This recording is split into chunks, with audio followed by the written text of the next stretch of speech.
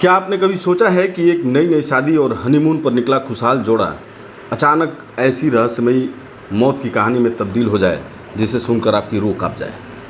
जहां शादी का मंडप कुछ ही दिनों में मातम की चादर में लिपट जाए, जहां हनीमून ट्रिप एक खूनी साजिश का अखाड़ा बन जाए और जहां प्यार का नाम लेकर किसी की ज़िंदगी ही खत्म कर दी जाए। ये कहानी है एक ऐसे खौफनाक सच की जो झूठ, धोखे और हत्या से बुना गया था। ये कहानी है राजा रघुवंशी हत्याकांड की। दरअसल इस घटना की शुरुआत होती है 11 मई 2025 को। इंदौर में राजा रघुवंशी नाम का एक ट्रांसपोर्ट कारोबारी सोनम नाम की लड़की से शादी करता है। परिवार में खुशियों का माहौल था।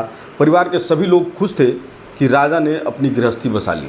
लेकिन शादी के ठीक 9 दिन बाद यानी कि 20 मई को ये नया नवेला जोड़ा हनीमून के लिए निकल पड़ता है। उन्हें बेंगलुरु होते हुए मेघालय की दिलकश वादियों तक जाना था। परिवार खुश था कि बेटा नई ज़िंदगी शुरू कर रहा है, लेकिन उन्हें अंदाज़ा नहीं था कि ये सफ़र राजा की ज़िंदगी का आखिरी सफ़र बनने वाला है। मेघालय पहुंचकर 22 मई को राजा और सोनम शिलांग में एक बाइक किराए पर लेते हैं। उन्होंने नोंगरियात समेत आसपास के इलाकों में घूमना शुरू किया और अगले दिन यानी कि 23 मई की रात को अचानक सब कुछ बदल गया। सुबह उनकी किराए की बाइक और 2 बैग एक गहरी खाई के पास मिलते हैं। मौके पर पुलिस पहुंचती है और स्थानीय लोग पुलिस को बताते हैं कि उस रात कपल के साथ 3 अजनबी भी दिखे थे। अब ये 3 अजनबी कौन थे और इनका इस पूरी कहानी में क्या रोल था, ये पुलिस के लिए बड़ा उलझन बन गया। दरअसल सोनम का पहले से ही एक प्रेमी था जिसका नाम राज कुशवाहा था। राज सोनम की पिता की फैक्ट्री में काम करता था और उम्र में उससे 5 साल छोटा था।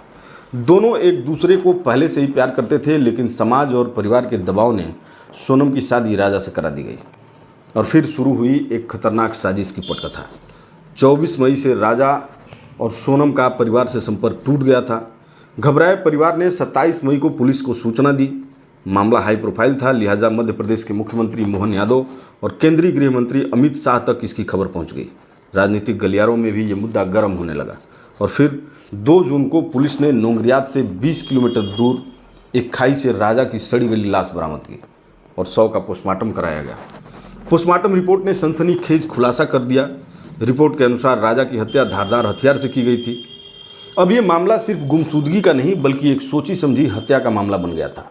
राजा की हत्या के बाद सोनम लापता थी। पुलिस की जांच तेज हुई और कुछ सीसीटीवी फुटेज मिले जिनमें सोनम और राजा को होटल में एक साथ देखा गया था। लेकिन राजा की हत्या के बाद सोनम कहाँ चली गई, इसका कोई सुराग नहीं मिला। राजा की हत्या के बाद सोनम पूरे 16 दिन तक फरार रही और पुलिस को गुमराह करती रही, चकमा देती रही। पुलिस सोनम की तलाश कर ही रही थी कि इसी बीच 9 जून को कहानी ने सबसे बड़ा यू टर्न ले लिया।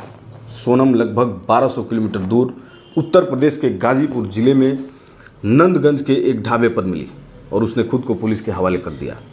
सोनम ने जो कबूल किया वो किसी फिल्म की स्क्रिप्ट से भी ज़्यादा भयावह था।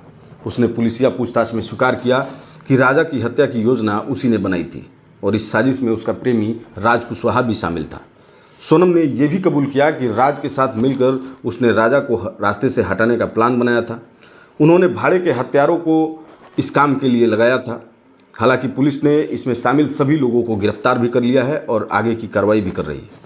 इसी बीच मेघालय के मंत्री अलेक्जेंडर लालू हेक ने कहा है कि हम मेघालय पुलिस के प्रति आभार व्यक्त करते हैं जिन्होंने 7 दिन के भीतर कड़ी कार्रवाई करते हुए पूरी जांच पूरी कर ली।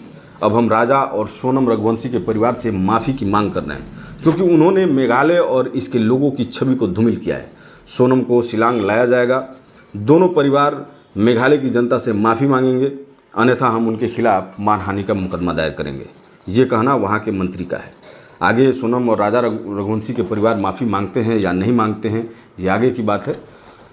फिलहाल राजा की माँ उमा रघुवंशी बेसुध हैं और बार बार अपने बेटे के कातिलों को फांसी की सज़ा की मांग कर रही हैं।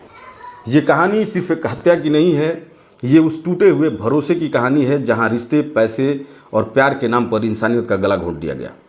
क्या सोनम और उसके साथियों को उनके किए की सज़ा मिलेगी? क्या राजा को इंसाफ मिलेगा? और कब रुकेगा रिश्तों में इस तरह का विश्वासघात? ये सारे सवाल समाज के सामने खड़े हो गए हैं। आज इस कहानी को सुनाने का उद्देश्य किसी की भावनाओं को ठेस पहुंचाना या आहत करना नहीं है, बल्कि आपको समाज में हो रही घटनाओं से रूबरू कराना है।